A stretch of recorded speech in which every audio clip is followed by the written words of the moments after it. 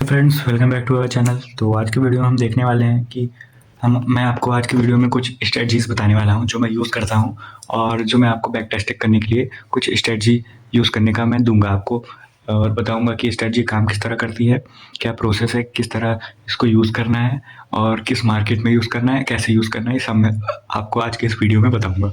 तो चलिए वीडियो हम स्टार्ट करते हैं। तो मैंने कुछ स्क्रीनशॉट्स लेके रखे हैं आपके लिए, जिसके थ्रू मैं आपको एग्जांपल समझाऊंगा।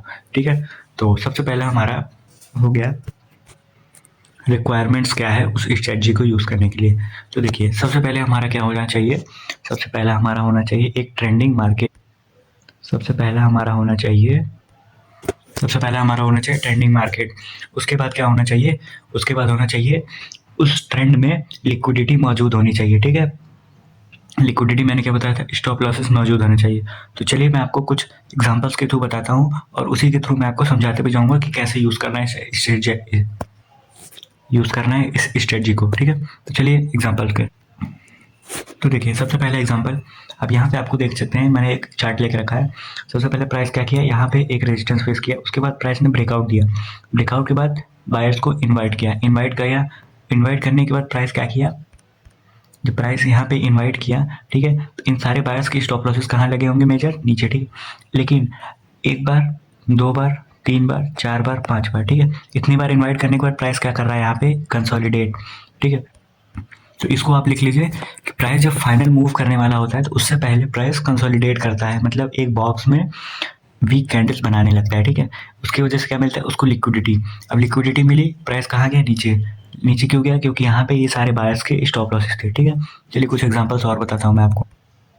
अब देखिए, सेम एग्जांपल, यहाँ पे प्राइस क्या है, एक ट्रेंडिंग मार्केट है। ठीक है, यहाँ पे एक रेजिस्टेंस फेस किया, दूसरी बार, थर्ड टाइम मार्केट यहाँ पे कंसोलिडेट इसलिए कर रहा है क्योंकि यहाँ पे बायर्स पे सेलर्स को इनवाइट कर रहा है। ठीक है, सेलर्स को इनवाइट करेगा तो उनके स्टॉप लॉसेस कहाँ लगे होंगे, ऊपर। ठीक है, मार्केट कहाँ जाएगा तेजी से, जहाँ पे स्टॉप लॉसेस होंगे। तो कंसोलिडेशन के बाद आप देख सकते हैं प्राइस कितनी तेजी से ऊपर जाते हुए हमें देखने को मिला है।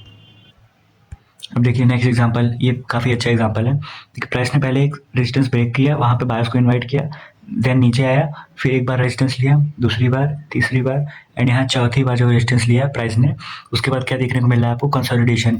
कंसोलिडेशन कैसे आइडेंटिफाई करना है कि हमें यहाँ ट्रेड लेना है, मैं आपको अभी बताता हूँ।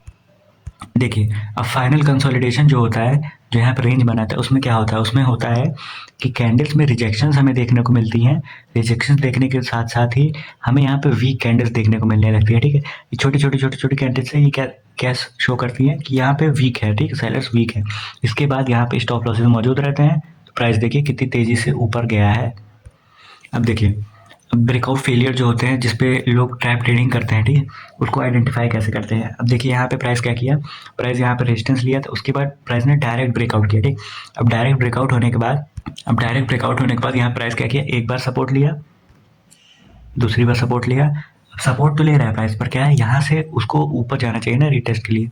जैसे सबने पढ़ा है कि रीटेस्ट के बाद बाय करो। ठीक है, यहाँ पे जब सब बाय कर रहे हैं तो उनके स्टॉप लॉसेस सब कहाँ पे लगे हैं, नीचे। एंड हमें क्या आइडेंटिफाई करना है कि प्राइस सपोर्ट तो ले रहा है लेकिन ऊपर नहीं जा रहा है। ठीक है, ब्रेकआउट के बाद तो हमें यही आइडेंटिफाई करना है। अब यहाँ पे स्टॉप लॉसेस मौजूद थे, प्राइस तेजी से नीचे है, तो हमें यही चीज़ आइडेंटिफाई। अब देखिए, यहाँ पे प्राइस क्या था, प्राइस नीचे आ रहा था। ठीक है, यहाँ प्राइस ने एक ट्रेंड लाइन क्रिएट किया। अब इस ट्रेंड लाइन पे कौन बाय कर रहा है, ठीक है, बायर्स यहाँ पे बाय कर रहे हैं, और बायर्स बाय तो कर रहे हैं लेकिन फिर वीक मूव आ जा रहा है और वीक हो जा रहे हैं बायर्स। एंड देन लास्ट में सबसे वीक बायर्स आए, और इन बायर्स के स्टॉप लॉसेस कहाँ मौजूद थे, यहाँ पे, यहाँ पे, यहाँ पे। तो प्राइस कहाँ गया, नीचे। ठीक है, यहाँ पे कंसोलिडेट किया प्राइस फाइनली, यहाँ पे, एंड देन देखिए प्राइस नीचे गया जहाँ पे स्टॉप लॉसेस थे। अब देखिए, यहाँ पे फिर से प्राइस क्या किया, इस ट्रेंड लाइन का ब्रेकआउट किया, यहाँ पे सेलर्स को कई बार इनवाइट किया, एंड फाइनल जब ब्रेकआउट देने का आया तो वो वीक कैंडल्स, क्या है हमारा रूल, क्या है हमारा रूल, क्या है, वीक कैंडल्स एंड साथ में कंसोलिडेशन होना चाहिए। ठीक है, मिनिमम 3 से 4 टैप, मतलब 3 से 4 बार सपोर्ट और रेजिस्टेंस लेना चाहिए प्राइस। ठीक है, कुछ एग्जांपल्स मैं और आपको बताता हूँ।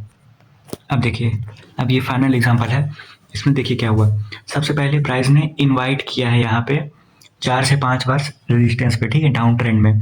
एंड यहाँ पे जो सेलर्स आए थे, ठीक है, सेलर्स ने क्या किया, उनका 50% मूव बायर्स ने टेक डाउन कर लिया। 50% मूव क्या है, मतलब इस मूव का 50% बायर्स ने कैप्चर कर लिया। अब कैप्चर करने के बाद क्या हो रहा है, कंसोलिडेशन दिखा रहा है यहाँ पे एंड वीकनेस शो कर रहा है, ठीक है। कैंडल्स क्या है, वीक वीक वीक, रेजिस्टेंस तो ले रहे हैं लेकिन प्राइस सडनली फॉल करना चाहिए ना रेजिस्टेंस से, लेकिन वो नहीं कर रहा है इस तरह, ठीक है। एंड फाइनल क्या है, देन प्राइस गोज अप। क्यों? क्योंकि ऊपर लिक्विडिटी थी, जैसा कि यहाँ लिखा हुआ है, ऊपर लिक्विडिटी थी इसलिए प्राइस ऊपर गया है, ठीक है। तो फ्रेंड्स ऐसे ही कुछ एग्जांपल्स थे स्ट्रेटजी के, और ये स्ट्रेटजी ब्रीफली एक्सप्लेन करूँगा नेक्स्ट वीडियो में मैं। इसको आप चार्ट पे अपना एनालाइज करिए और ऐसे मार्क करके मुझे कमेंट सेक्शन में बता सकते हैं कि आपने क्या आइडेंटिफाई, क्या एनालिसिस किया है, ठीक है। बाकी इस स्ट्रेटजी पे और वीडियोस मैं आगे लाऊंगा। इस वीडियो में इतना ही था, मिलते हैं नेक्स्ट वीडियो में।